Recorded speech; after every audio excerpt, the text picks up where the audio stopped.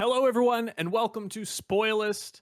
Today, we're here to talk about the best game of the year?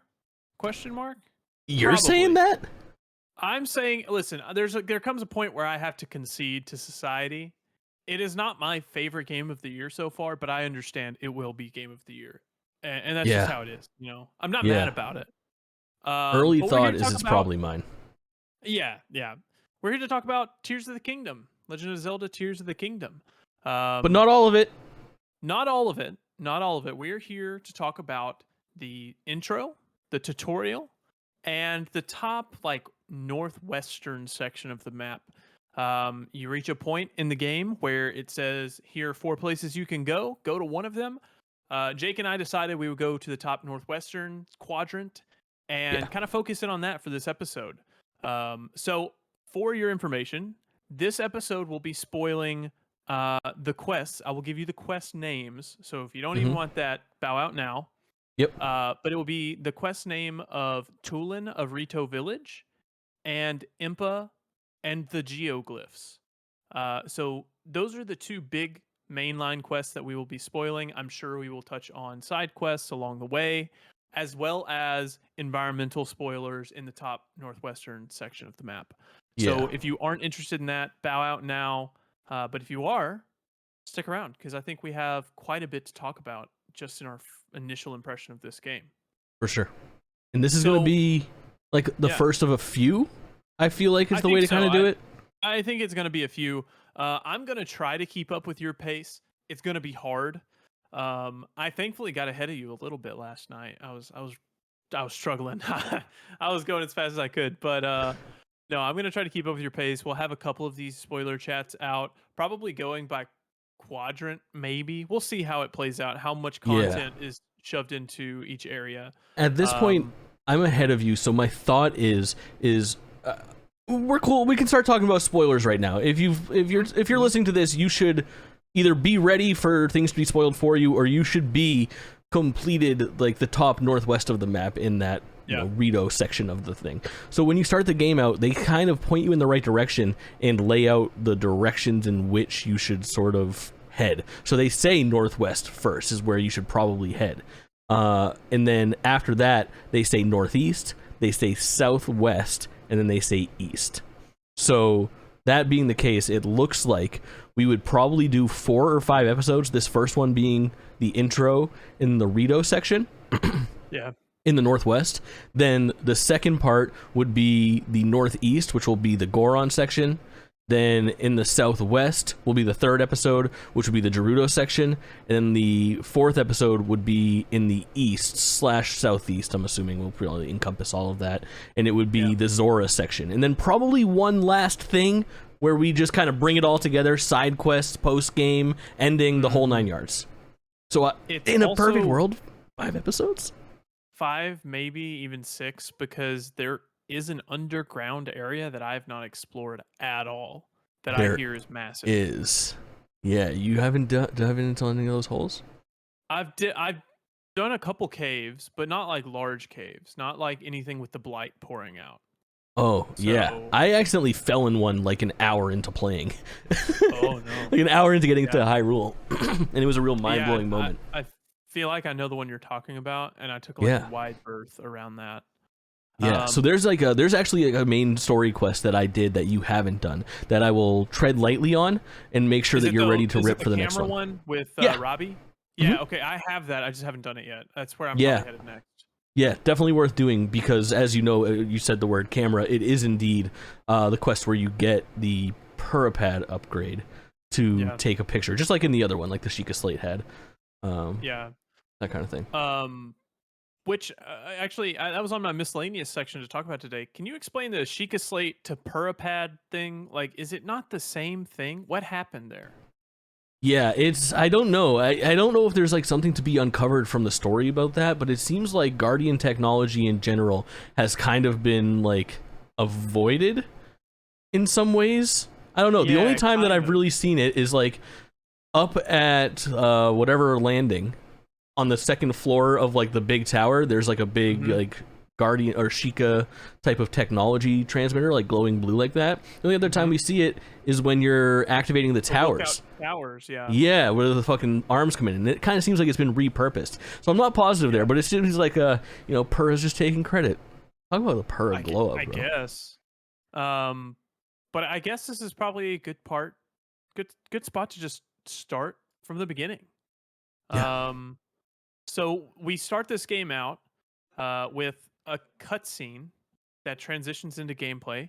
It is Zelda and Link exploring a cavern assumed to be under Hyrule Castle. Is that the name, Hyrule Castle? Hyrule Castle, yeah. Okay. They're exploring a cave presumed to be under Hyrule Castle. And then you transition into gameplay. Actually, a pretty good transition into gameplay. It is a good, yeah. It really felt like a PlayStation Sony style, like walk and talk, Red Dead Redemption kind of thing, which was really interesting and not something Nintendo often does. I was like commenting when I was streaming it on the production quality. Yeah, it was really good. And you don't find out much when you're in that cave. You do see 3 different, hieroglyphs, almost different murals of the past, which is telling the battle between who we assume to be the Zonai and the Demon King, who we can assume to be Ganon. And then we proceed and we find a mummy. Ganondorf. Yeah, Ganon is the pig version of Ganon, Beast Boy. Right? Yeah. Okay. And then we proceed and we find a mummy that is Ganondorf. Yeah. It seems like it. They refer to it as like a golem or something like that. Yeah, I think it looks like mummified Ganondorf. You can see it in the trailer right now if you're watching the video version. That's what you find, and then all hell breaks loose. He sends out some sort of, I think they call it blight in the game. Do they call it blight? Yeah. And it eats through the Master Sword, just completely destroying the Master Sword. Yeah, cool scene. It was really cool. He was kind of like flexing, trying to show his power. He's like, he's talking shit about it too, dude. He's like, that's the sword that's supposed to defeat me. He fucking shatters it. It does have that one point where a little piece of it gets him. Yeah. I like that. I like that. It's a little tropey. A shard of it cuts his cheek. Very good. Very good. And then that's where Link and Zelda are separated. Zelda falls into a pit, and as she falls, she grabs onto one of the stones. I thought they were called tears. Me too. It seems like the tears are something else.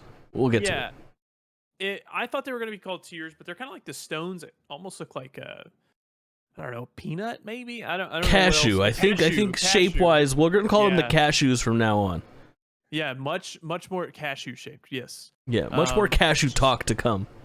Yeah. So Mummy Ganon actually had one of those on his forehead, and then she found one and grabbed it. I'm trying to remember the events that happened that led her to have a cashew.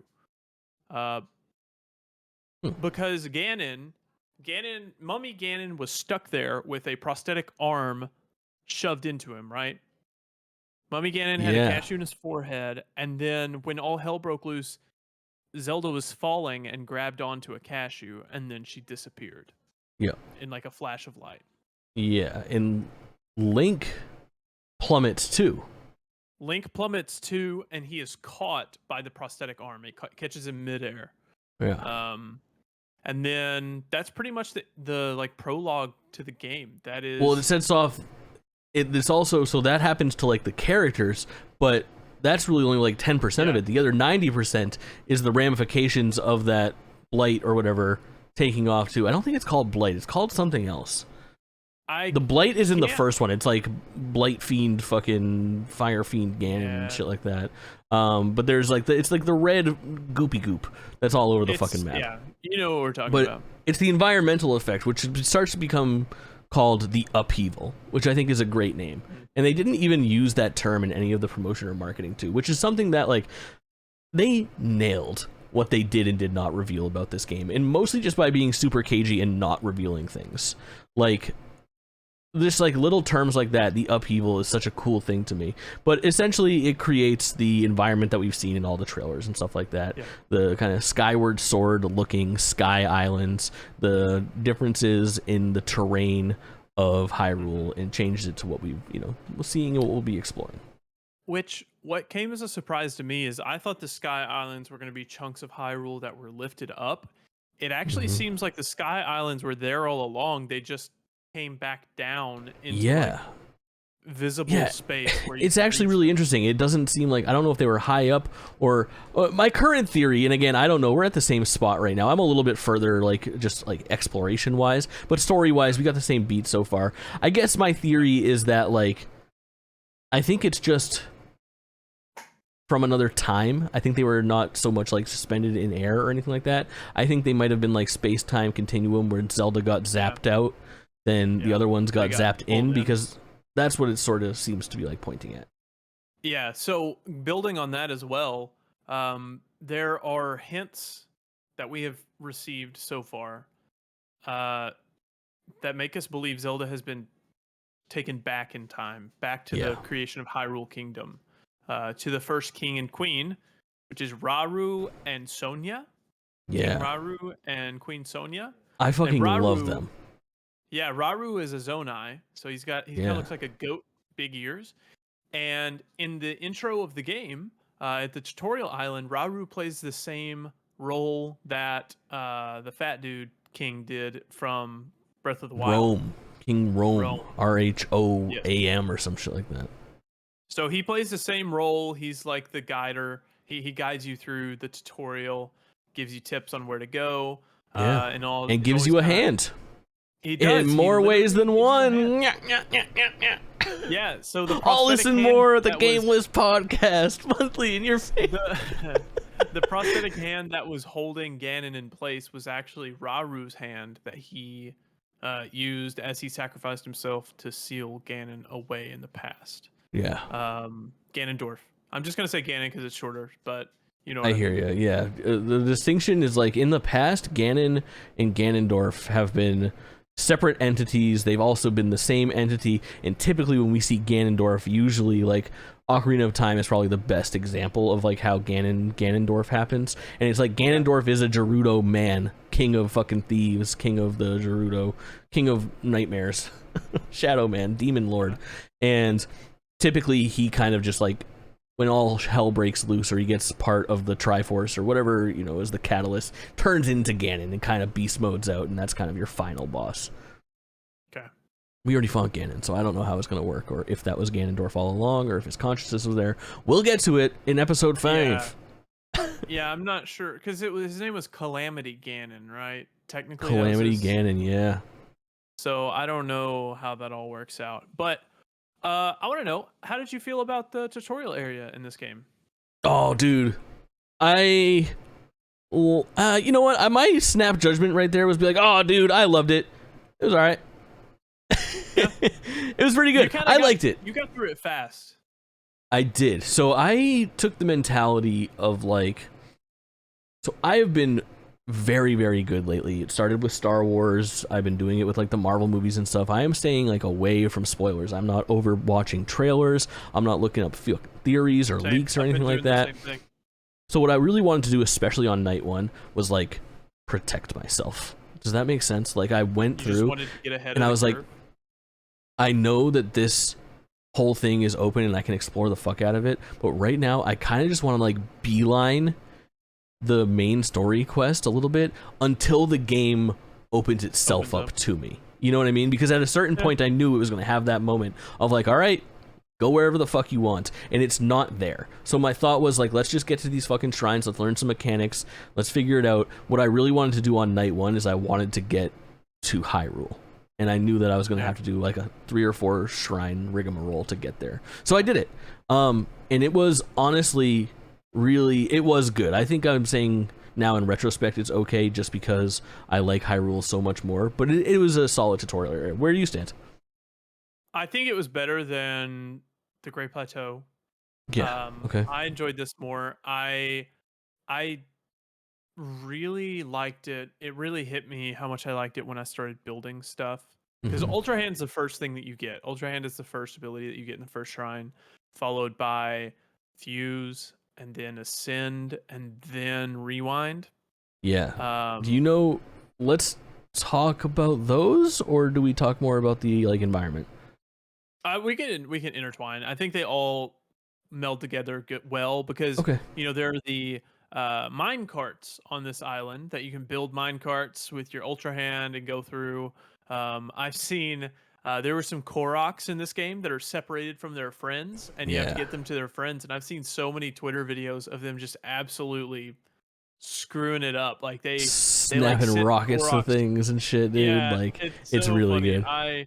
I love to see what people can like mess up with this. I don't know. I saw somebody put a Korok on a cross and drive him Mm-hmm. across Hyrule on a like on a crucifix, Fucking Pope would be, and dude.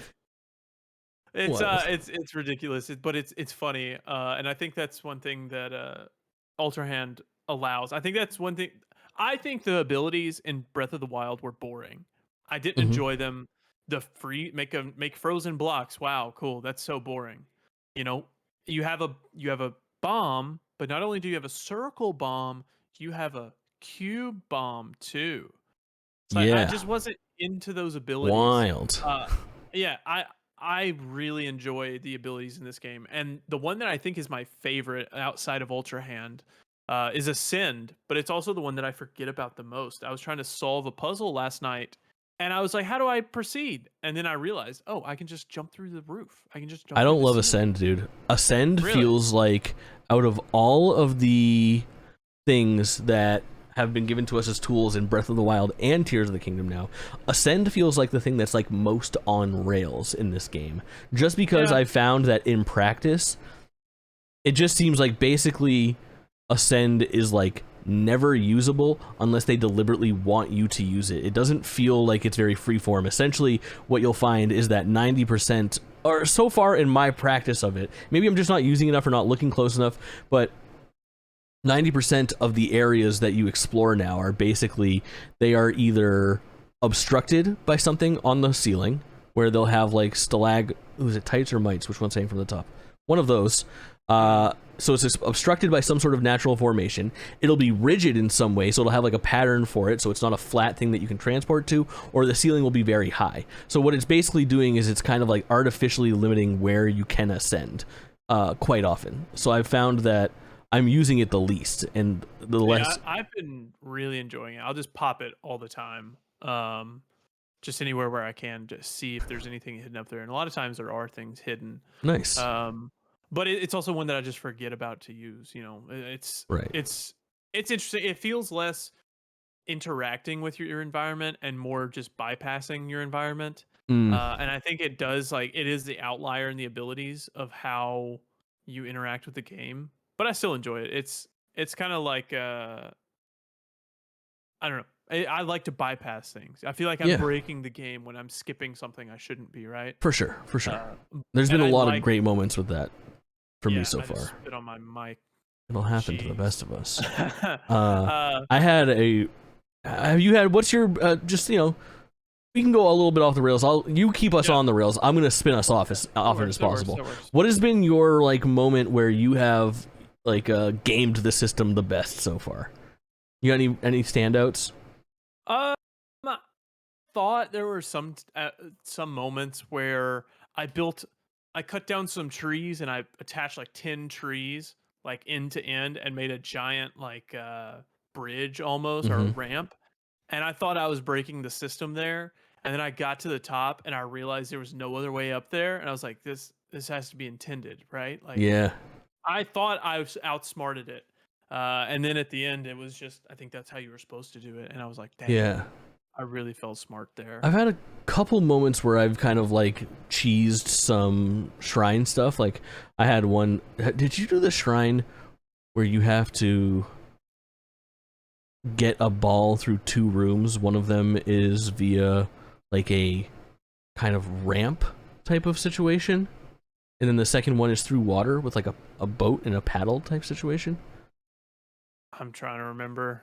I don't think so. I don't think I've done that one. It was probably one of the tougher ones as far as like thinking outside the box goes. Well, basically there was this long thing that you were supposed to make with like a wheel, and the wheel should run and sort of like propel up this ramp so that you can transfer the ball. And instead of doing that, I just attached the ball to a fucking plank and then threw the plank as far up as I could, then got to the other end and then retrieved the fucking plank that had the ball stuck to it. And I was like, fuck your machine, bro. Yeah. I've done things similar to that in other areas. And then my other game the system thing is not so much a game the system, it's just like a using your things. Is I have been doing this like grab a flint and wood from my inventory, drop them on the ground together, strike it, and start a fire, like a campfire wherever I am, and then throw one of those pine cones on it for like a little mini Rivali's Gale, bro, like wherever I'm at. Like a. How'd you get into the Rito village? You did the same thing, right? You take the pine cone, you throw it into the fire, and it creates like a. How did I get into Rito Village? The bridge is broken. Yeah, but I took the closest tower and I glided there. Oh, look at you go! I think. Oh my god, I almost have to look at the map to realize. Yeah, I get it. So the way that I did it is I got to the bridge and I talked to like the NPC there, and they're like, sorry about the bridge, it's out. By the way, I love when the fire gets super big and bright when you throw a pine cone in it and wafts upstream. So if you take the Hyrulean pine cones, which are a new item, and you throw them into fire, it creates like a really big like type of wind thing. And if you jump on that, like you've had it in the field where you'll like a fire will hit and then you can kind of catch the rafts or like whatever up into the sky. It's that, but way bigger. It's almost like Rivali's Gale. So I do that quite a bit to sort of like, I want to get up there, but that's quite the climb with no extra stamina. So there was a way, so in the cave when you're chasing after Tulin, there's a part where there's a fire there and it's like straight up, way up that you have to go through. Yep. Did you do the same thing there? Yep. Because I was like, okay, I can just build a fire here and I can glide in it. And I was like, I didn't get anything whenever I started the fire. I was like, okay, well, let me take some wood out of my inventory and throw it on it. And it made like a boost of air, but it was only got me like a quarter of the way up that cave. So then I just had to like wedge myself into the wall and hope I didn't slip as I was climbing and losing stamina. So you know what it is, dude? So slow. Is like, as I've been streaming this, I've been saying this is a masterclass in game design. And I was so stumped in that fucking room trying the same thing as you, like, how the fuck do I get out of here? And one of the first things I did is I like pushed those barrels, the wooden barrels, out of the way, and I threw them into the water. And I was like, I can't figure out anything. It's got to be whatever's in these barrels. And sure enough, I opened the barrels. Pine cones. Pine cones. I didn't even put that together. Mm-hmm. It's often like that. I took all the woods, all the like bundles of wood in my inventory and dumped them there, like 10 bundles of wood, hoping it would just make the fire bigger. And it never did. And I just kind of worked my way up. But no, I've been prioritizing. I will go to the local like map area, the tower, because I like to have the map unlocked. I need that. Same. Yeah. So that's like the first place I go. And then when I get up there, I will pin a bunch of shrines, go to those shrines, and then go to the objective. Yeah. So I think I'm at like 7 or 8 hearts now, and then 1 extra stamina. I'm at 10 hearts and 1 stamina right now. Yeah. But I'm a little further than you. What about enemies in this game? I feel like they hit hard. Yeah, dude, this game is significantly more fucking challenging. I have died more in the first 14 hours of this game than I did in any of my 3-ish playthroughs of Breath of the Wild. Like, I have constantly, especially in like the area leading up to we can call it what it is, the fucking Wind Temple. Wind Temple? I fucking plummeted to the ground multiple times, lost progress, had to reload saves, bro. Those fucking false floors. We'll get there. We'll get there. I'm sorry. We're so far off. Let's go back to So let's go to, we finished the tutorial, and we go down to... Let's go story beats on the tutorial. I want to talk a little bit about, like, the Temple of Time. Okay, yeah. I liked that a lot. I liked I that building. the building was cool. Yeah. Um, I well, yeah, this is kind of where the tutorial wraps up, Yeah. and you go through it, and it's kind of like how in the last game where you go to pull out the Master Sword and it hurts you, so you have to have a certain amount of hearts before you can pull it out. Yeah. They This bait and has a switch you. door. Yeah, this has a door that you have to have a certain amount of hearts before you can open it. At this time, you've not done the fourth shrine, the rewind shrine. So then you go fast travel, do the rewind shrine, which is on it's like very high. It's like the highest point on the map that I think I've found. I had no Um, idea that those were not connected. I thought when I took that fucking ascension that I was just at like the top of the mountain. It wasn't until I traveled back there later where I was like, what's that up there, that I realized that shrine was actually an island that's like thousands of feet higher up. way Really cool. higher, and that is the moment where you first get to build like a flying machine. Or no, that's Mm. not first. That's your second flying machine. The first flying machine is after the third shrine, or I the didn't third build a shrine fucking going. flying machine to get there. I fucked up. Oh, I dude, just I like love I the flying traveled machine. back to the I just like fast traveled to the fucking first Oh shrine no, again dude, I and don't. hoofed it. I built a flying machine down from the fourth shrine to the Temple of Time. That's cool. But turns out flying machines can only fly for so long and then they break. So I was like a mile above the Temple of Time, and my flying machine started flashing green, and I was like, uh why is it flashing? And it just broke out from under me and I started tumbling down. Yeah. But it was very fun. I love the flying machines. It was so good because Yeah. The you can building is step on either side and it will guide it that way. If you yeah. weigh down one side, it will guide the little paper plane. Yeah, I've gotten as far. I have found some like steering handles so that I can actually just stand Oh, there and I haven't fucking, found any of those yet. which is really cool with the fan and stuff like that. The Yeah. other thing I wanted to talk about was just real quick some of the abilities too. About we talked pretty in depth about Ascension. Rewind is fairly straightforward. I like some of the mechanics, especially when Rewind works with other things. Yeah. I did a particularly interesting shrine where I had to rewind like a pillar so that it rotated the right way to line things up so that I could ascend through the pillar. That was so fucking cool using them together. Okay. And then there was Ultra Hand, which is the bread and butter. And do you know your Nintendo lore? Do you know Ultra Hand's origins? Ultra Hand was like a game or something, or like an accessory way back when. I heard people talk about this. Yeah. Yeah. Ultra That's Hand is like Hand. a fucking old Nintendo toy when they were publishing, like making toys before they did video games way back in the day in Japan, that lets you like reach out and grab things. Like it's still it's like a patented Nintendo design, which I think is really rad. Still used for kids' toys and shit like that today. You can get your fucking fingers pinched in there, you'll hate it.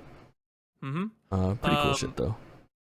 And then at the end, whenever you finally get into the Tower of Time, you see something shining, and it starts to like resonate with your Master Sword that has been like broken. So you take your Master Sword, you put it in the shiny thing, and it kind of freaks out. And then you cut to Zelda, and Zelda grabs the Master Sword, and she's holding it. And at this point, you don't know that you're like, what's going on? You don't really realize there's any time travel at this point. Right. You just know that the Master Sword teleported away from you and to Zelda. So that's kind of the end of the tutorial. And now it lets you open and jump down to Hyrule. Mm-hmm. So when you jump into Hyrule, you find the base camp, which is, do you have the name of that? I know we looked it up right a second It's ago. something. It's something landing. Yeah. I always forget about it. It's but you jump alliteration. into- It's L landing. Something landing. Yeah, everything in this game is an alliteration. Yeah, you're right. Lookout landing. Lookout landing. Yeah. Look at us go. Yeah, so you Actual go land at Lookout podcasters. Landing, which is kind of like the Hylian outpost for things that are going wrong because they're trying to investigate the upheaval. We do not know how long we've been gone. We Yeah. don't know if it's been hours or days. It's got to be a little while to have investigators into the upheaval. Yeah. So you meet Purah, you meet Joshua, and Robbie. Josh's new. Robbie and Purah are old friends. Yeah. Purah's got the glow up going. Purah, smash or pass, Purah. But no, it's I love this little area. It was nice to see Purah again. I remember Purah. I Yeah. barely remember the little Purah freak that's Purah was Robbie. mini. Yeah, she was smaller. She was like Josh's size, right? No, I think she had. I don't know the side quests and like the lore implications and stuff like that, but like Purah in Breath of the Wild is like a small person. Like I think she got like shrunk in like a thing. Like she got some sort of experiment gone wrong. Because Purah looks like this. Really? Yeah. Okay. Dude, she really did glow up, huh? Mm-hmm. Wow. Well, who am I? Yes. I don't remember who I'm remembering. They all kind of look the same. Agree. But oh, you know who it is? It was oh, who's Impa's granddaughter? I forgot her name, but I also have. I went to Kakariko Village. You haven't been there yet. No, I haven't gone there yet. I want. That was to one of my go little soon. side questy things last night, where I was like, I just want to go see. Like, I want to go back. Like, Yeah. I was saying, like, it's so cool walking in, especially like the landmarks, like the towns are the coolest thing. Like, it feels like walking home again. You know what I mean? Like entering Kakariko Village again, entering Rito Village again. I can't wait to get to Hatsuno Village again. Is that the one, dude. Gerudo one? No, Hatsuno is the one in the east where Link can get a house, and it's where like the tech lab is. That's my question. That was my question. Was what happened to his house? Do we still have a house? We're gonna find out. That'll be Am I interesting. gonna have to go back there and rebuild that house again? Because well, dude, how about the fucking recurring like Bolson stuff? Or is it Hudson? Who runs the construction company? I get the sons mixed up. Yeah, But he's got Hudson. he's got the full company now, and they're all over, and it's got Addison or whatever is everywhere you go, holding up the fucking sign is so good. Dude, I have a note of that. I said, dude who holds the sign up. I actually like those side quests. Like, I like to just build something to hold up the sign really quick and get some rewards for it. Yeah, I like those. I've done all of them that I've seen. But yeah, I hope we don't have to rebuild our house because that would suck. But we'll see. yeah. I want to go there, and I want to go to Terrytown really badly and see like what's going on. And my guess is that like all these places. Terrytown is the town that you built. Okay. Okay. Like after you finish your house or whatever, Hudson leaves and goes to Terrytown, and you bring wood, and you have to go find all like Bolson and Golson and Ladson and all the other people with Sun in their name to recruit them and contribute wood and money so they can build up that town. And at the end, that's where you buy like Endgame items, like you can replace the Hyrulean shield there and shit like that. Gotcha. Trade like gems for money, money for gems. Like it's kind of like a post game sort of jam. I love it. It's like one of the things that I do is like a full playthrough. I think I was in the middle of building that town up when my Breath of the Wild save got deleted. So I don't think I ever finished that. I am struggling for names for Breath of the Wild stuff just because it's been so long. Yeah, not lore masters here, but I'm usually halfway decent. But it's still there's a lot of characters and a lot of new characters, and everyone's fucking name is so cool. Scorpus, kidding me? Yeah. Fucking rad. Joshua can get fucked though. That's a very bad name. I think Robbie's worse than Joshua. Robbie's a normal name. I know people named Robbie. I know people named Josh. You don't know anyone named Joshua? Yeah, I'm Jacob. Yeah, it is what it is. You're Jacob. I'm Kaulina. Jacob Twitchin. You land at JacobTwitchin.com. You land at Lookout Landing. That's like hard to say. And then you were directed towards Hyrule Castle that is now floating. And there is a search party going on looking for you and Zelda. Mm-hmm. Which this is where I want to say, how stupid are the people of this world? Yeah. Like maybe a quarter of the people there recognize you as Link. Everyone else is like, huh? Oh, Purah calling me Linky is so cute. I love it. I love that shit. Linky, bro. Yeah. But everyone in this world is just stupid, or they think they're better than you. So annoying. And then you go to the search party. Also, everybody is like, it's obnoxious and it's like tropey, I guess, but it's also like this game.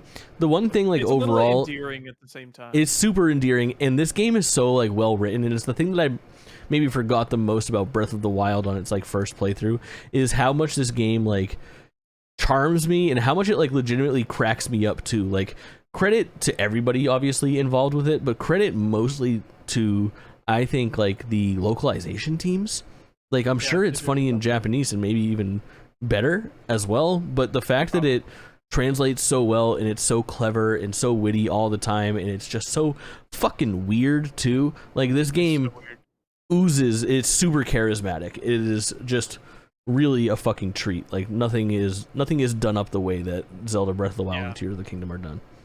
I just think it's like, no wonder these people are struggling to survive at all points, because they're just stupid. They're so dumb.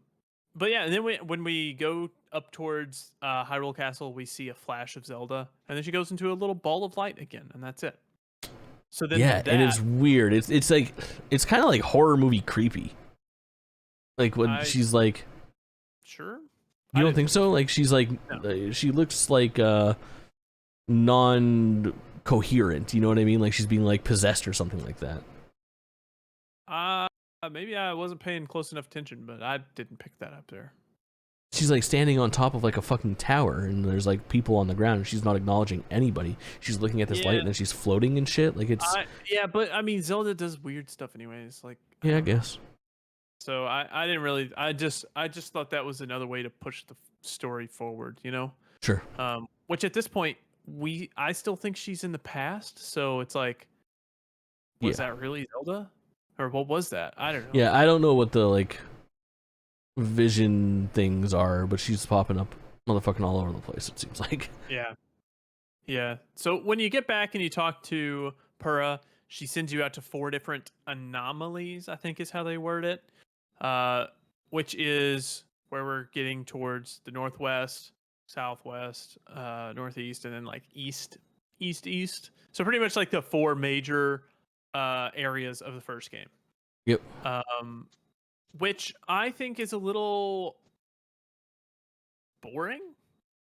Oh. I feel like they've set me out to do the 4 beasts again or whatever. Sure. I feel like they could have done something more creative there. But I have had fun on the first one.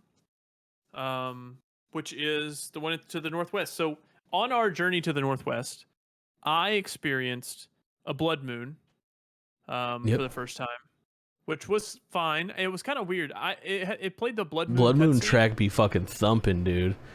It's good, but whenever it played, so I got the blood moon cutscene, and then it was like, boom, it's morning already. Like seconds after, like I didn't even experience any of the blood moon enemies. So it was there is no blood moon enemies. Blood moon is just a reset of all the enemies that you've killed. Okay. So basically, anything that you kill in the overworld for randoms stay dead until the blood moon, and then they respawn at the blood moon. So if you clear out, what happened to me on my first blood moon is I had just cleared out a fucking village, like a little like outcropping, and then I ran past it. Blood moon happens, I clear a shrine, I run back, and I got fucking dominated by that same crew that I wasn't ready to fight this time. Okay.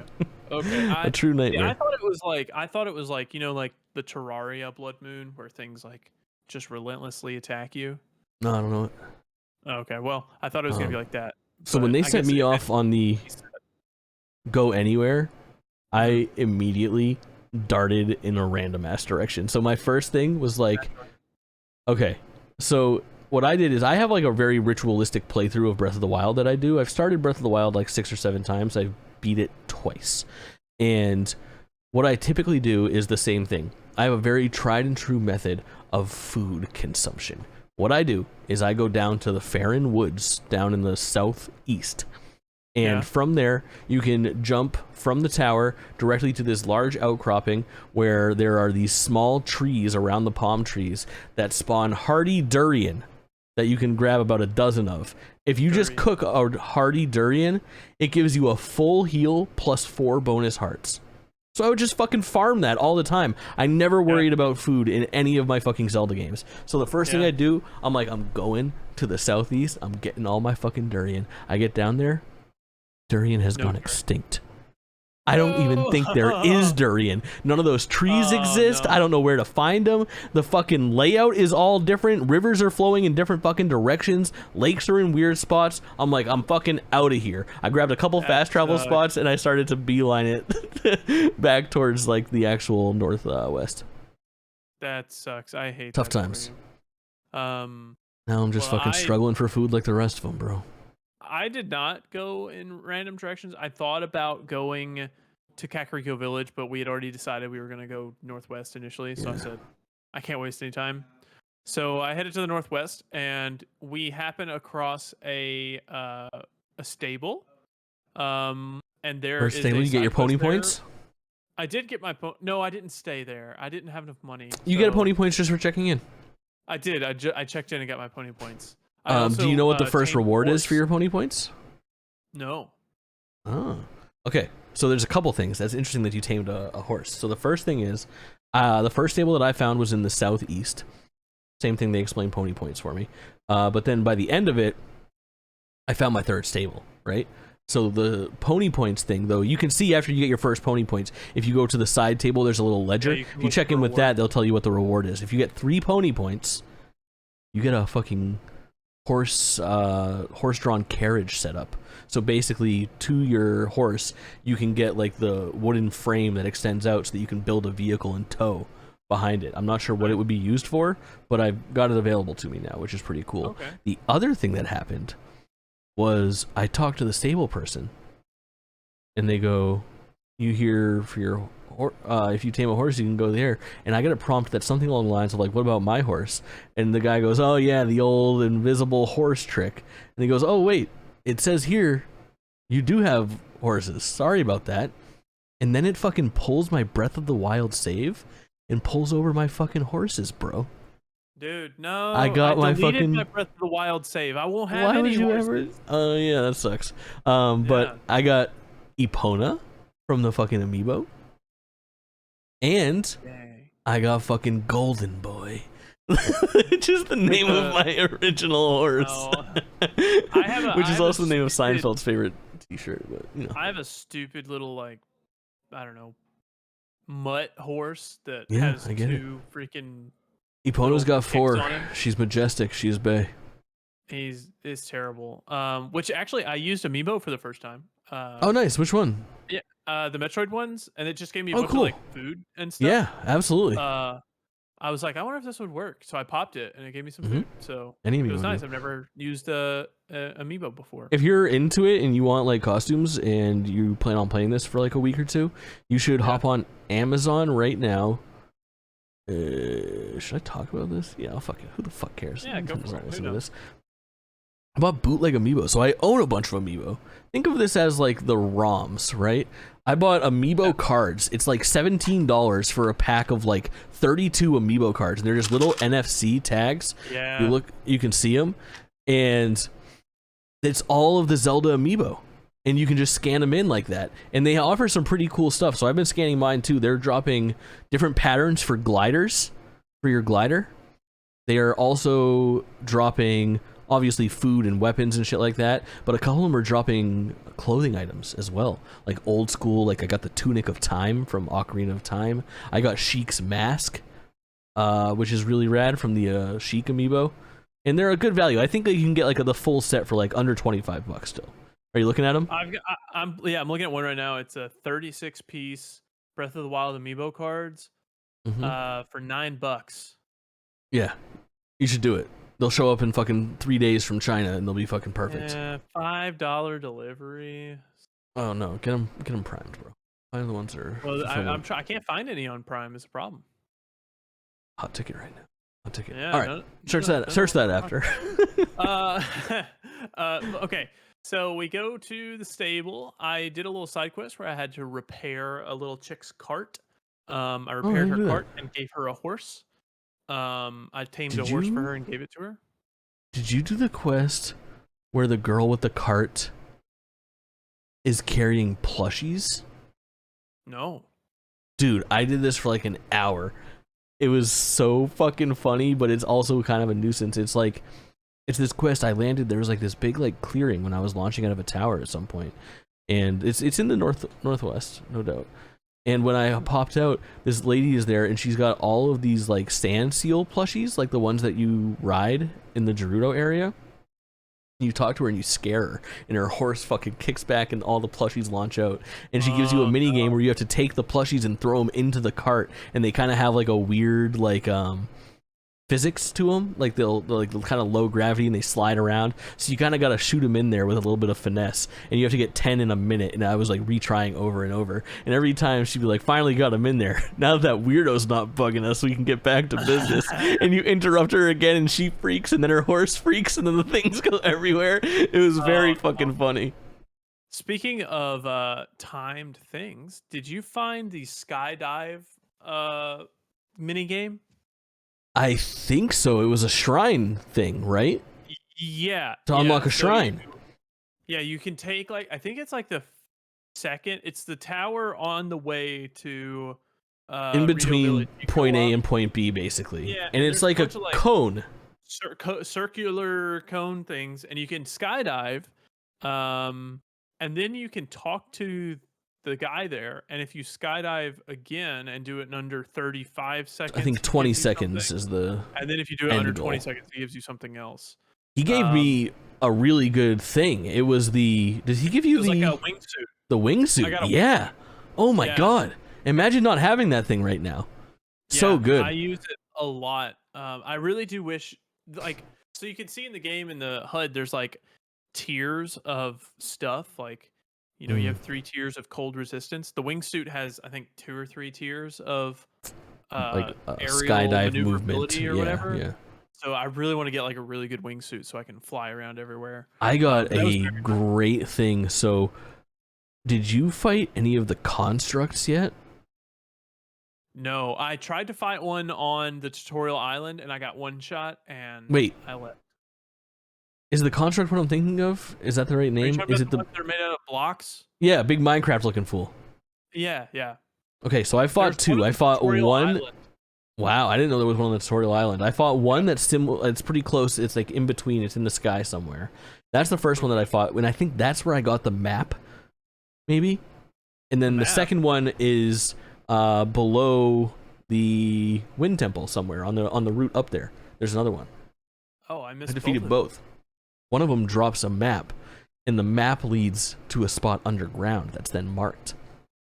And underground is very dark, and one of the things that I found was a fucking light suit. A suit that has lights all over the fucking front of it that illuminates you in a fucking radius from where Link's standing. Really cool shit. Go kill those guys, because there's so much stuff that like I'm so glad I know about this. Like, I got frost pants on the tutorial island, which were my saving grace, because then when I was up there, I was struggling with the super cold eventually, and I ended up going back and buying the jacket from the Rito village. So I had 2 pieces of cold resistance, so I didn't have to keep eating the fucking. Yeah, that's what I told you last night. Is you need like 30. I did not have enough, bro. You look at my inventory, and I was fucking. Yeah. I had 3 peppers. I was like, I don't think I have enough, bro. So hold on. Do you have the token that allows you to fast travel back to the certain area? No.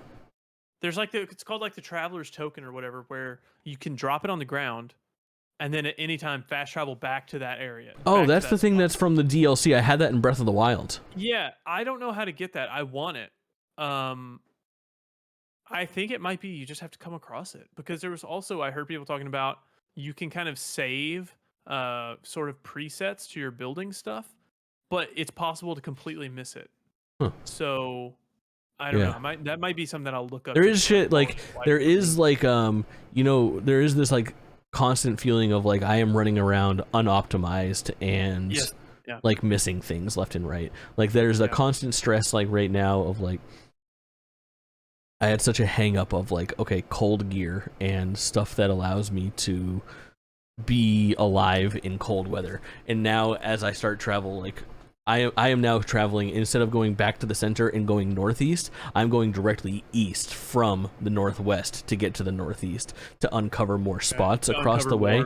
And on my way, I'm like trying to kind of do a little bit more because I'm like, I really hope I come across some fucking heat gear because it always is the same thing. I'm gonna end up on Death Mountain. I'm gonna be fucking catching on fire and shit, drinking fucking potions I don't have enough of. Like there's that stress. And then like climbing, like, oh my god, I wish I had the fast climbing gear that you get so early in Breath of the Wild.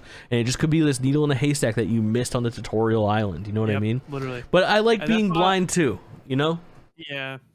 That's why I looked up, not why I looked up, that's why I took my time on the tutorial island just in case I missed something like that. But I did miss it. I went back. Oh, yeah. Very helpful chat. So we also find Impa at a geoglyph. Dude, it is so essential, I think, to go northwest. Like, can you imagine missing this? The geoglyph stuff? Yeah.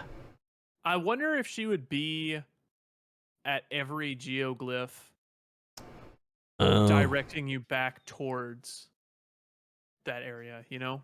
I mean, maybe, but I mean, her quest eventually leads you pretty fucking close to right there. You know what I mean? Well, yeah, no, absolutely. That's what I'm thinking is like if they put her at every geoglyph, just so you meet her on the first one, and then she directs you towards that map room.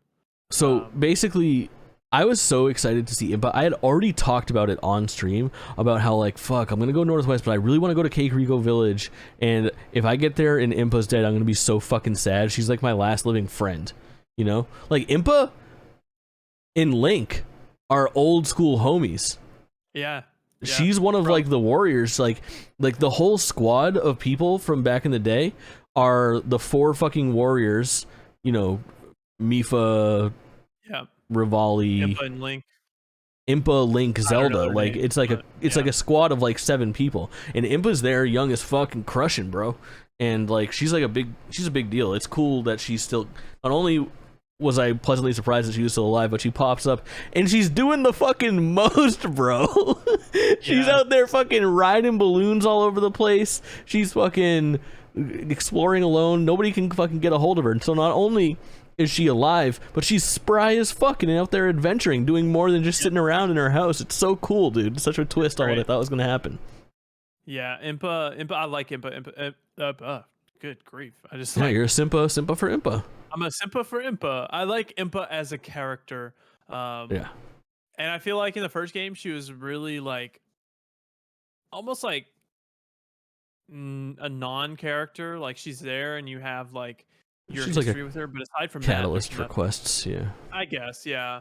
But then after they did, what was that one like game that they did? It was the prequel. Oh, Hyrule Warriors Age of Calamity. Age of Calamity. They had her young Impa in there. Yeah. And that was cool. And then here she is. That's actually like, I don't know. Do you know Age of Calamity? Do you know the spoiler? Do you know how Age of Calamity works? Didn't it just like? All right, wait. Spoilers start now for Hyrule Warriors Age of Calamity. Age of Calamity is set up to be this like really cool like pseudo sequel to Breath of the Wild. And when it came out, I was caught up in the hype. Like I was ready for that game to really be sick. And it is such a fucking cop-out. It's doing cool stuff, and at a certain point throughout the story, you start figuring out that, like, is this alternate reality? And the answer is kind of yes. They retcon it at the very end, and all the cool stuff that they're doing is basically at the very end of the game being like, we need to reset and go back in time.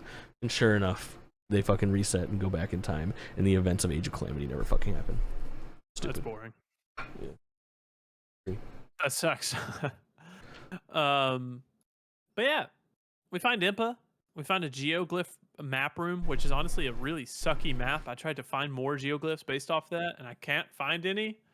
But it is what it is. The geoglyphs present themselves in a really nice way, though, on the map. If you zoom the map all the way out, once you have an area uncovered, you can kind of see where they're at. But you and I did the same thing, where I went there and I don't have the camera yet in the fucking game, and there's no visual indicator of like, I would think like when I got there, I was like, oh, okay. First of all, Shadow of the Colossus vibes from this fucking map room where it has like the imagery on the walls of like all 11 or whatever things, and you're like around, and it's like a big circular room, and there's like images of those things on each part of the wall. And I was like, oh, for sure it's gonna crumble every time I get one, or light up on the map every time that one is complete. But there's actually no visual indicator. So I'm like, okay, I got one. And two, I've resorted to, I have it loaded into Microsoft Paint and OBS, and I'm opening it up and fucking making big green check marks over it. Yep. It's absolutely nothing. But it's cool. So the functionality of these, they are the memories this time around, and a way better mechanic. Yeah, way better mechanic than the memories. The memories are fucking needle in a goddamn haystack, bro. Some of them are so obnoxious. Some of them are easy enough. But in the original game, I don't know about you, but if you're looking for memories, you find half of them. The other half, you fucking Google or bring up an interactive map to be like, where the fuck are these? Sorry, I can't make out what forest this is in. You know? Yeah. Truly a fucking nightmare. So I like this functionality much more, and it makes it really appealing to like something that we haven't talked about is where Tears of the Kingdom really excels.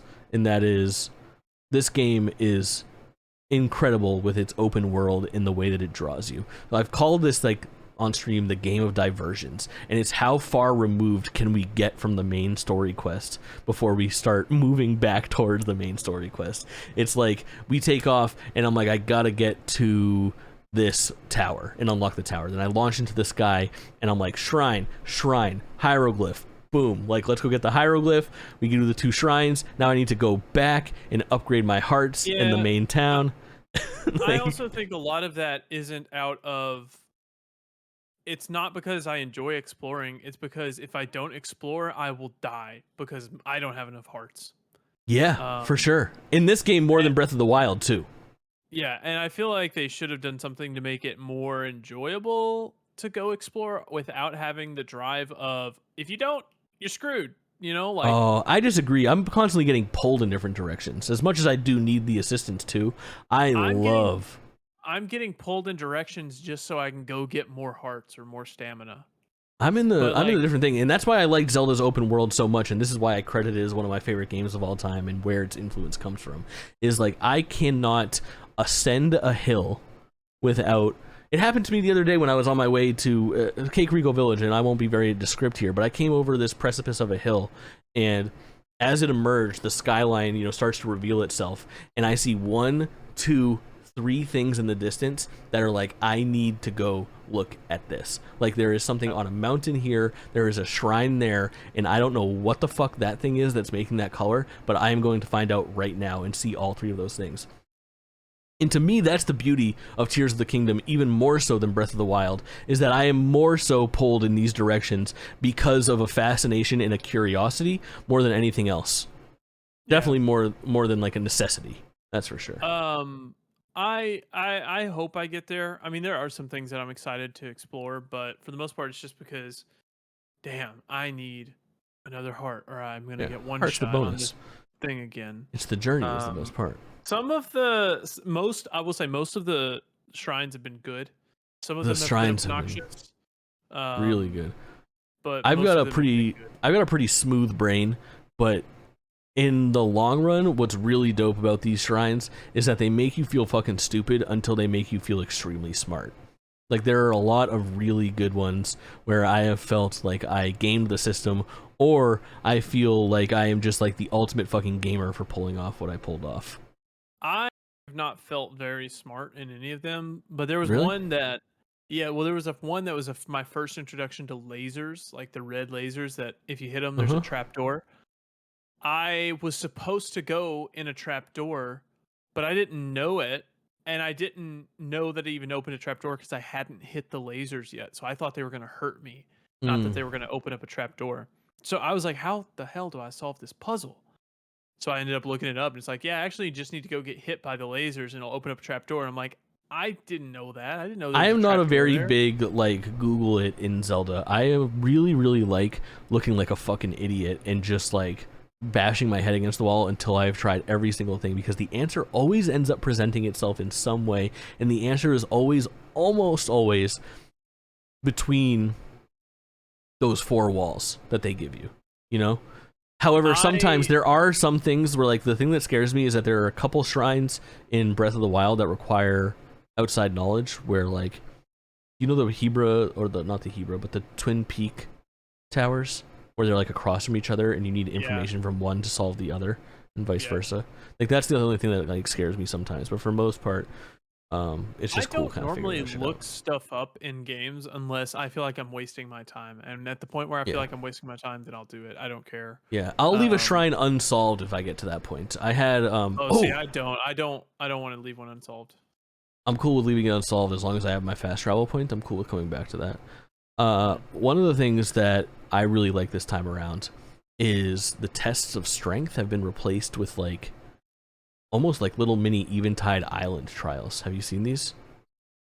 Well, tell me about those, because I've done some combat shrines, but it's literally just been like, shoot me with a bow while you're jumping.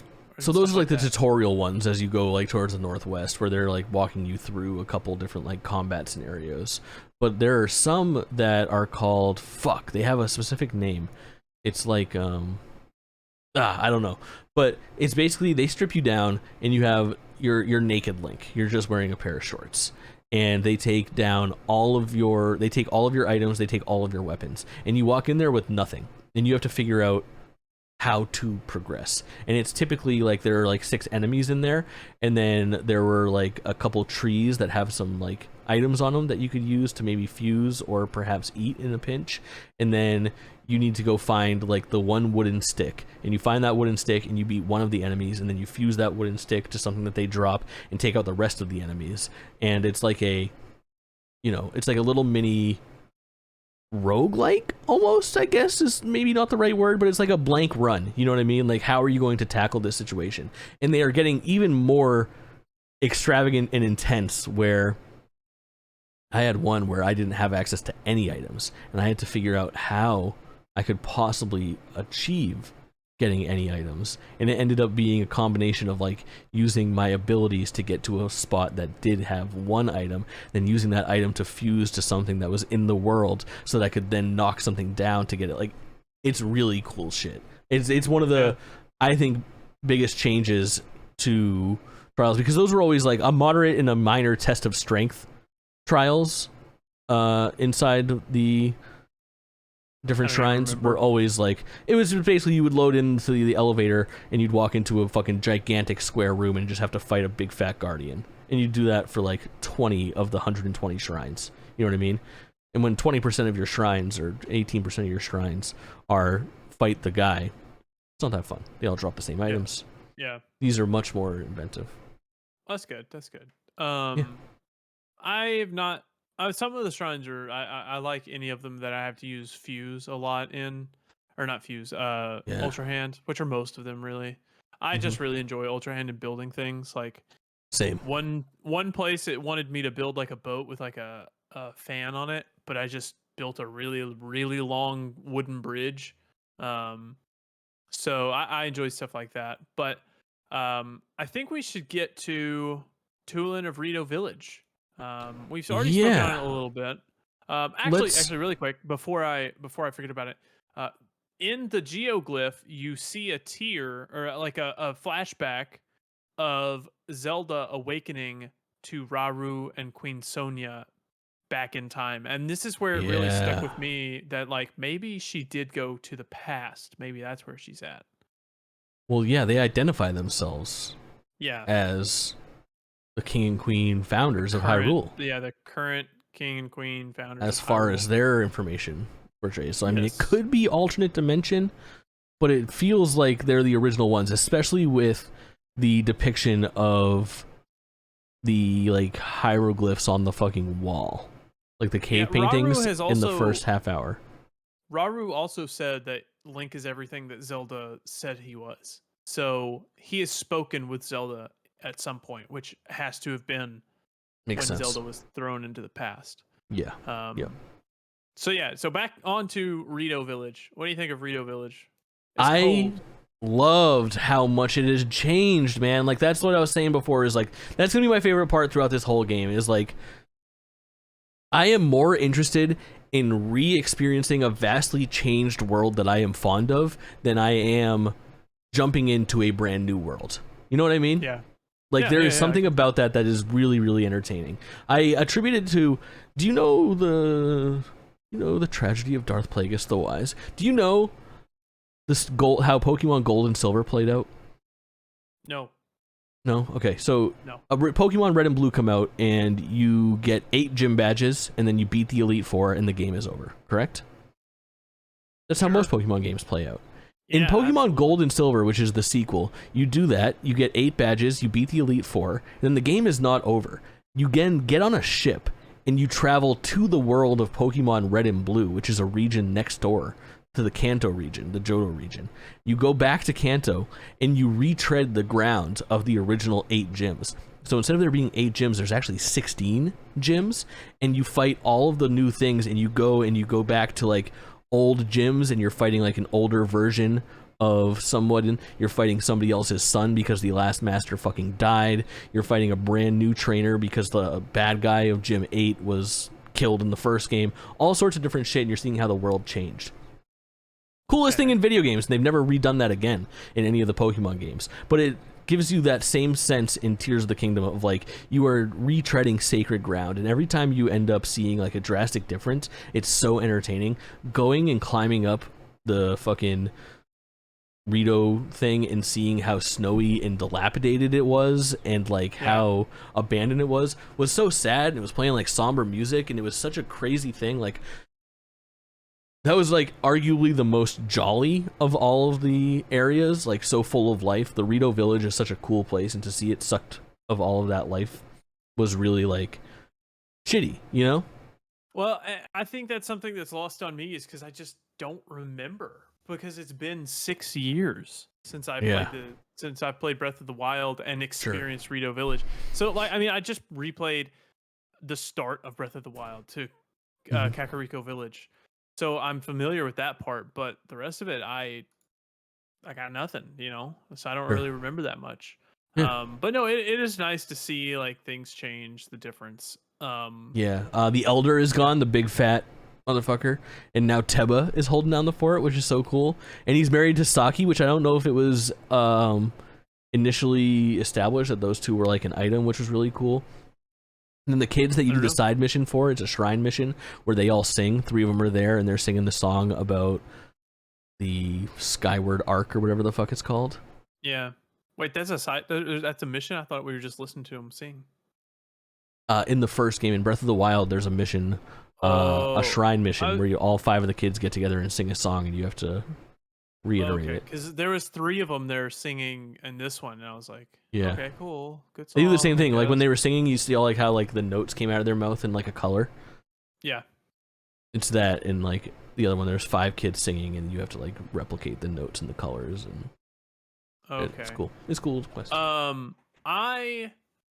I enjoyed this area. I would have enjoyed more like waypoints. It was very free form when you got here. My problem was, so last night I was playing this game. So wait, which part did you want waypoints at? Like when you're at like from Rito Village towards the Sky Temple. Oh, I had a good time. Well, here's my problem is last night I was playing this game handheld while a bunch of guys were over watching a basketball game being loud, and I couldn't like focus on the game as much as I wanted to. You fucking nerd. So I was literally sitting on the couch where everybody else was like screaming, like drinking, watching the game, and I'm like, I was not paying attention to the conversations enough to know where to go. So I would literally like go wander around and then go back and talk to that person, be like, where did you tell me? And then finally figure it out. Sure. I just like waypointing. Like I like my hand to be held in games for the most part because it makes it quick. I didn't have many problems. I did like a little bit of, so I went and I talked to them at the Rito thing, and they're like, go over there to the 2 bonfires. I went to the 2 bonfires and I talked to the guys there. It was real cold, and I didn't have any of the fucking stuff that I needed. So I talked to the people at the bonfires, then I went to the very close by Sky Tower, and I unlocked the Sky Watchtower, whatever the fuck it's called. And then I left and I side quested for a while. And I was like, I need to go get those cold pants. I need to save some fucking money, and then we'll go back there. So then when I got back there, I went back to the 2 bonfires and talked to them, and they were like, climb the cliff and then go northeast. And I was like, okay, word, I'll do that. And I did that. I went all the way northeast, went to the cave that's the wrong cave, and they're like, nah, you can do something here for me if you want to, but you want to turn around and go back to like the west, and you'll see it. And sure enough, right when you look down, you can kind of see the bonfire inside the cave, like kind of calling your name. Yep. And then got there, and then obviously like proceeded with the quest. But my plan was to Yeah. hit the tower and just go into the sky and find the bonfire and just go there. Yeah, not an but option. they have it like hidden from that angle, so you can't really do that. No cheesing it. No cheesing it, bro. Immersive sim. Yeah. I love immersive sim. I mean, I that's think what immersive sims are about. Is cheesing things. I guess so. But I ended up having a better time than I ever thought that I would. The amount of stuff, dude, like the road to get to the dungeon was cooler than the dungeon. Long as fuck, treacherous, crazy. And it was so high. You just kept going higher. Yeah, thematically it was higher. so cool to like see play out and look down and stop, like lose view of everything. And then that last segment where you go all the way fucking up and like you realize, like as you look around, you're like, you can't go up anymore. And it's just like such a great visual indicator of it's just those 4 ships that are all going horizontally in a circle, and you're like, the only thing that I can fucking do right now is go in. And it's like after an hour and a half of questing through a storm trying to ascend that, and then getting to like that fucking kind of the eye of the storm and having it be clear skies above you, and then dropping in there to the fucking big ship and then having it present itself as the wind temple, dude. I was in fucking ecstasy, and I couldn't stop thinking. I was like, it's been 12 years, 13 years since I've played like a new Zelda dungeon, like a traditional dungeon, and it's still not quite there. It's not exactly a Zelda dungeon. I mean, it is somewhere between a Zelda dungeon and a Divine Beast. It felt almost exactly like a Divine Beast to me. Yeah, and bigger, more complex than the Divine Beasts. You know, well, even Temple number 1. Getting there was bigger and more complex, but the thing itself is not any more complex. You just flip 5 switches and then you're good to go. You know. Yeah, but those switches had a learning curve. I was in there for a while. I was not there very long. It was pretty. Yeah, quick I was there for probably an hour and 15. Well, because you can, it was easy for me. You can just go to the map and flip up and down on the layers of the map, and you can just kind of like piece together where you need to ascend through a ceiling. Yeah, I had a hard time with like the one with like the gear. I was like, how the fuck do I move this gear? Oh, you just attach a thing like a icicle to it, and then you're good to go. Yep, that one took me a while. I had to leave and come back. I thought for sure there was that moving cannon on the top deck. I thought for sure that was something. I was trying to jump in the fucking hole, bro. I was messing with that for a while. I also struggled. There was another one that really got me fucking stumped too. Oh, it was the one with like the big pendulum hanging down, where you had to eventually attach like that piece of the floor to it and get it to spin. And I was like, how the fuck do I keep this thing spinning? How did you keep that thing spinning? Did you use a fan? No, I used his ability. He has his burst ability, and you just use it as like that makes so much sense. I'd never thought about that, dude. Yeah, I was over there fucking spinning it, and I was like, I have no idea why the thing keeps on like. All right, so first of all, this is like a 20-minute ordeal. I'm over here like spinning it hard as fuck, and I'm like, sometimes it opens and sometimes it doesn't. And I thought that there was like a sweet spot, like I had to have it like pointing at 12 o'clock or 3 o'clock or something.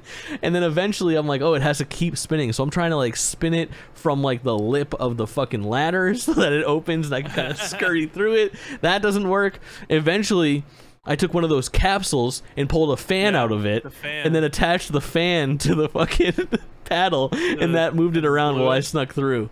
Messy, bro. I just like here's like the I don't know.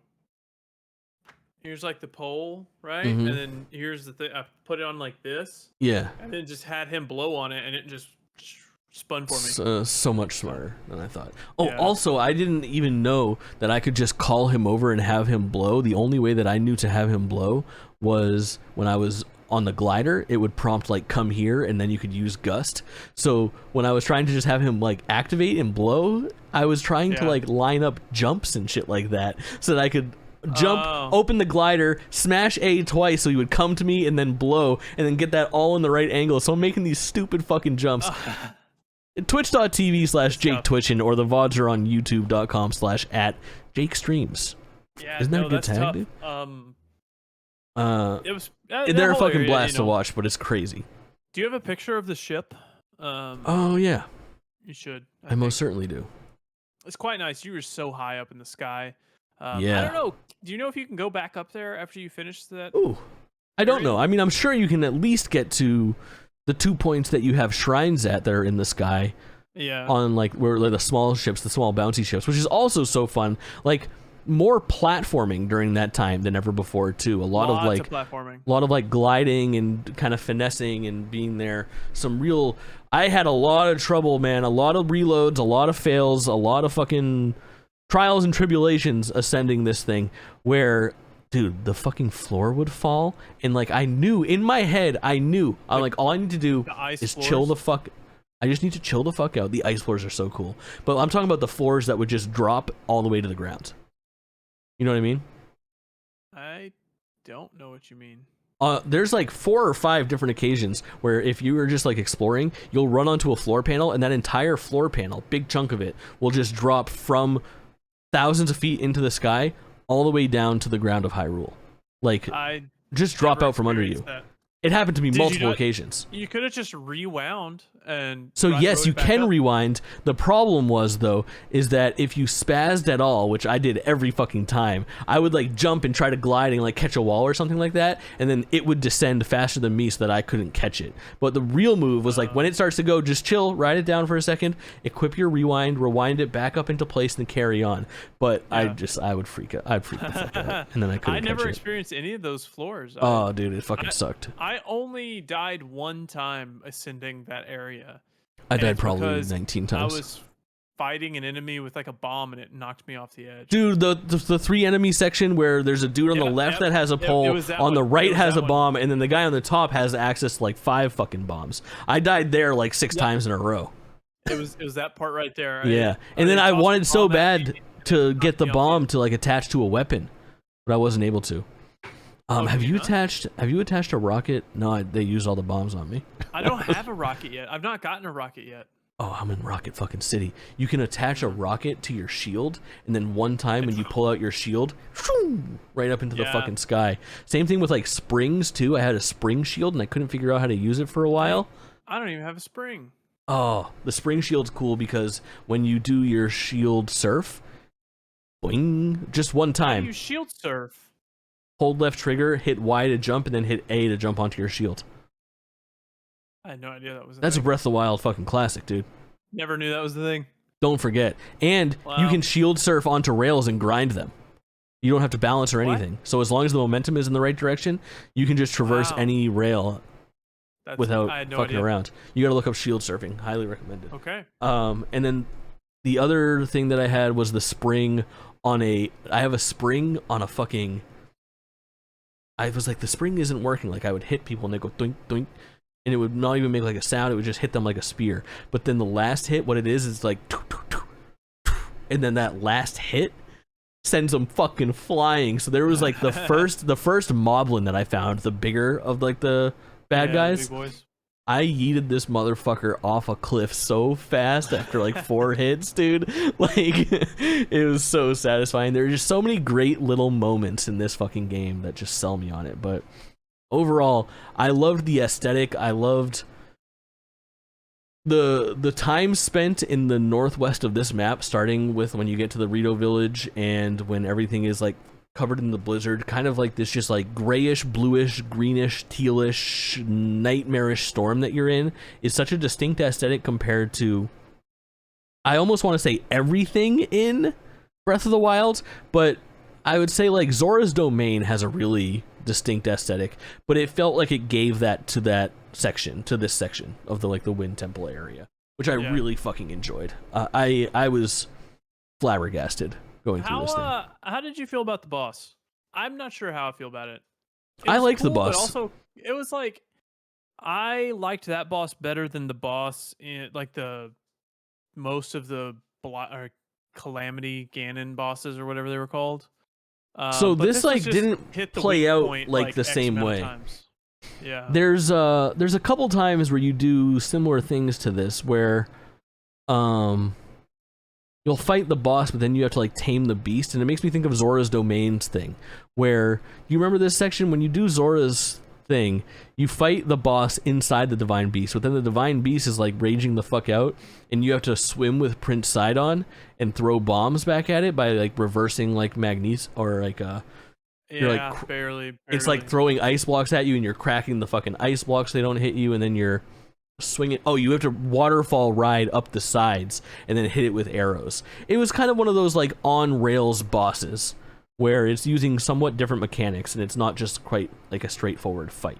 And I liked that. Yeah. Because for me, you can find challenge in fights in Zelda whenever you want them. You can search the highest mountain and find a Lionel and get your ass kicked in a traditional battle with mechanics. You know what I mean? I didn't dislike this fight. It was just like, if you don't go into that battle with enough arrows, you are screwed. For sure. Or if you didn't go in with enough heat things, because you need to hit him with heat as well. Uh-huh. Did you not? Like no, I just smacked him with arrows. Regular arrows? Regular arrows. Oh. Where did you shoot him? All over his fucking body. So I was shooting him. No, Where'd you shoot only him? shot him in the weak spots. How'd you expose the weak spots? By shooting them with arrows and breaking them. Oh, so mine was like, I was bringing out, I saw he was like full of ice, so I was pulling out like the, what are they called? The new items in the game where it's like... the Key eyeballs? No. They're like, what's the fire fruit? The new fire fruit that catches it creates fire arrows, basically. I think it's called fire fruit. That might be right. But I was taking the fire fruit and I was just shooting him in the back, and then that would expose like a pink exoskeleton wherever you shot him, like it would melt away. And then I would fucking shoot the pink exoskeleton 3 times. You can just... Oh, that's weird. So all I had to do is I shot the glass like dome 3 times and it shatters. What glass dome? And then like, okay, you see on this picture right there, like that little like... Oh, like on his underbelly? Like I saw that a couple times. His underbelly. So there are 3 of those along his body. If you shoot those, they shatter, and there's like a pink like heart in there or something like that. And you just shoot the pink heart once. I got that a couple times. 1/6 of his heart. Interesting. You should go back and watch my VOD of me fighting that boss. It's weird. Okay, yeah, because I just broke those plates under his belly and then shot those things once, and it takes like 1/6 of his health. So I did that twice. I destroyed all of those on his body twice, and it was into the boss fight. Very dope. I liked it. I liked it a lot. And then hopping back down there, once you're done, you're back in the Rito village. I did not like the tornadoes that came out. I did not know how to dodge those tornadoes. There was like a wall of tornadoes coming at me, and I'm like, I figured it out towards the end. It was like up and over. You kind of like you start moving away with your parachute open, so you go above them, and then at the top, the tornadoes are at sort of like different levels. Where like it was almost like there was like if there was 5 tornadoes, one of them would be a quarter of the way down, so you kind of like go left and then weave through that opening. Was how I ended up doing it. But I ended up just taking a bunch of hits and eating a bunch of fucking food in the sky. Yeah. Like that's the beautiful thing about Tears of the Kingdom, man. Yeah. But yeah, when you get to the ground, ground, thaws out. I love that too, that there was actually a difference, a visual difference, and that city comes back to life, bro. Right away, there's different like tourists and shit like that. You got humans there. I haven't explored it at all since then. Oh, it's cool. It's cool. It's cool. There's, everyone's fucking standing there. The music changes and it gets more upbeat. It's really nice. It's really nice. And then, did you have like the conversation with our boy Tulin? Yeah, Tulin he saw Zelda like in the past. Tulin. Tulin is a sage now, I think. So this was really fucking cool to me. Like this whole sequence at the end of him talking to his ancestor was so rad, where it was like 6 different warriors in the flashback, and fucking Zelda is there. and King Raru.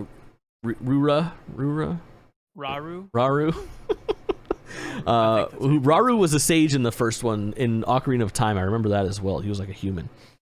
But I love this idea of like, it's very similar to like the Teba doing Rivali's thing from 100 years prior, and now Tulin is doing his ancestors thing from like thousands of years prior, but expanded upon. There's 6 of them instead of 4 of them. It's much more different, much more distance in between the time frames, and then them being like titled sages as well is such a fucking Zelda thing to do. It really feels so good. So him being the Sage of Wind is just so rad. He puts it on like a fucking anklet. How sick is it that Tulin uses his feet to shoot his bow? He's so cool, man.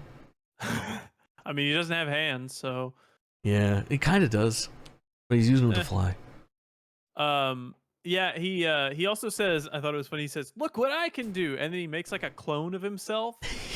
And I'm like, when did you learn how to do that, bro? It's yeah, like, dude. Just as soon as he gets so this clone follows you around now too. Yeah, I haven't experimented with that at all yet. It's literally like that little stopped last night. That little blue specter runs around with you the entire map the way that Tulin does. So this like little blue man is with you all the time. So I guess you can choose who you want to be with you after you. It can be activated and deactivated. It seems, yeah. Interesting. Okay. Yeah, but it's really cool to have that gust too, because as far as like mobility in the open world goes, that is a huge asset to like. Even with no extra stamina, I'm still rocking single stamina bar. You can effectively glide, immediately use Tulin's ability, glide more, let the ability reset, and get one more push to really cover some fucking ground, which is rad. Yeah, absolutely. Pretty awesome. Yeah, but I think that's our stopping point for today, right? Yeah, I feel like we were pretty comprehensive. We were off the rails a little bit, but I think we covered everything that we really wanted to cover. I think this one will probably be longer than the other ones. Like, I feel like the right way to do this would be like, this one's going to be like an hour and a half long. Then we do 3. They're like 45 minutes to an hour long. You know what I mean? Like a little bit more straightforward, talking about the story and the beats. Because this one we had so much to get off of our chest about like the systems and the game and the changes and stuff like that. And then the last one, who knows how long it is, you know? Where that one's all cards on the table. But for our next part, we'll go northeast. Do the Goron stuff and a similar stopping point. You know, we'll stop talking after we hit the ground and mess around a little bit after resolving whatever the conflict is there. Yeah, it sounds good to me. I'm enjoying this game. Do I think it's my favorite game of the year? Not yet. Yeah, for me, no question. No question, game of the year. And the most I've enjoyed playing something since Xenoblade Chronicles 3 last year. And I like it more. Like, if this would have come out at the same time as Xenoblade Chronicles 3 or in the same year, I would say that I'm enjoying my first 14 to 16 hours of this more than I enjoyed Xenoblade 3. So, keeps up. I can't imagine it being dethroned by fucking anything. I'm really just having a blast. I'm glad you're digging it at all, dude. I mean, here's my thing. I enjoyed Breath of the Wild, but if you talk about Breath of the Wild at all without saying it's the best game ever, people think you hate it. Like, I can enjoy Breath of the Wild without agreeing that it's the best game ever made. But like, if you tell someone that Breath of the Wild's not the best game ever made, they lose it. Absolutely lose it. Yeah. Because I think it's a good game. Arbitrarily, you're wrong. I disagree. It's the best open world ever created. No. Oh my god, what's better? Freaking, I don't know, Far Cry 6, bro. Oh my fucking god, so get lost, dude. That is such a fucking snooze. Holy shit. I've never even finished Far Cry 6. No, nobody has. Skyrim's a better open Statistically, world. No one's ever beat Far Cry 6. But anyways. Skyrim isn't either. That fucking place is so goddamn boring, bro. What? Oh my god, it's all just fucking identical hills. Oh. It snows in one place. Have you played Tears of the Kingdom or Breath of the Wild? Yeah, both of them have something new and exciting around every fucking corner that I turn. I'm sure. Yeah, absolutely. I agree with you. Anyways, all right. Next time GG. on SpoiList, plugs. At Kaulin on everything. At Kaulin _ on everything. That's pretty much it. Jake Twitchin on everything, like twitching with no G. You can go to jaketwitchin.com for a portal to get you to wherever the fuck you want to find me, but I'm currently streaming every minute of this on Twitch at all hours of the night and day. It is actually not good for my health. The VODs are up on YouTube as well. It's not good for mine either, because I can't keep up. I've got stuff to do, bro. I can't keep up. Don't worry, bro. You'll find it. You'll find a way. Yeah, we appreciate you guys watching. Timeline wise, Part 2 tomorrow. Absolutely not. No way. Part two likely No way. likely Monday, right? Monday or Tuesday. Probably not. I've got to go move stuff out right now, and I got eyes on beating this game by Wednesday. I'm spending Mother's Day with my mother tomorrow. So well, isn't it nice to live local to your mother? Yes. I would be if I wasn't playing right away. I don't know. I guess keep notes. Try to keep yeah, notes I might. I don't know. It's tough because I'm streaming it. You keep notes. You can write a note while you stream. That's not engaging to the audience. I don't care. Not my audience. Yes, I am. I don't care. Thank you guys. We'll see you in the next one.